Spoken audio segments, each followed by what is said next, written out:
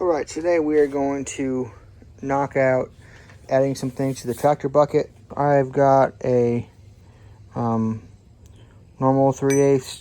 I have a normal 3/8 D-ring or grab hook, and we have this Mytee 1/2 inch, 11,000 pounds braking strength. So I think that's like 45 or 5,000 regular strength, which we're gonna have it on this bucket, which in theory can only lift 2,800 pounds. So this thing should be more than enough. I'm also using this larger size because the slip hooks easily fit through it. And I marked it right here. And for the center part, the hooks I'm just gonna do like right outside this edge right here. They're both gonna sit right here, and they're gonna be welded straight to the plate. Once again, because these are typically, since I'm gonna have them one here and one here, if I have a chain wrapped together, they'll be split sharing the weight. And whatever this is not thin. So this hook right here, we're going to have a diamond piece of square plate right here, and I'm gonna weld it first about like that, and so that's gonna stay like right there, and then we'll have the hold down for the D-ring go this way, and the D-ring will flip this way.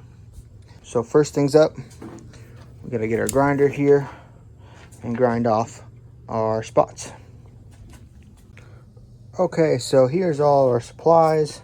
I got my plate, I believe that's 1/4 inch. I got the bottom of both of these grinding nice. I did pre-paint them, mostly for the D-ring. You know, once this is welded, under here's not be painted, and the back side of that's not painted, but mine they are. We got a little spots grinded that we're gonna weld. So let's get to doing that. First one.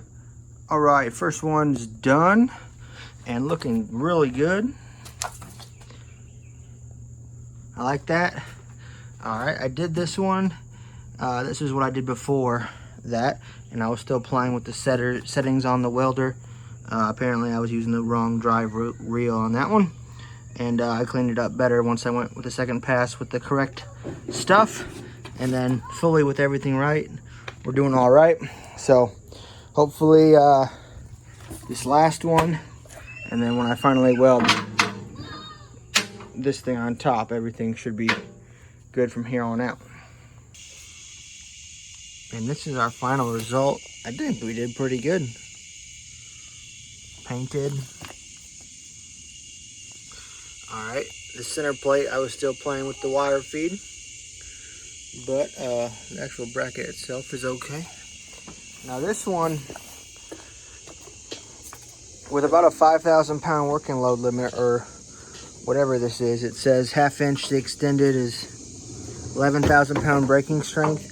So this one doesn't have a ton of hit force. Remember, the thing can only lift 2,800 pounds, and did pretty good on both the grab hooks.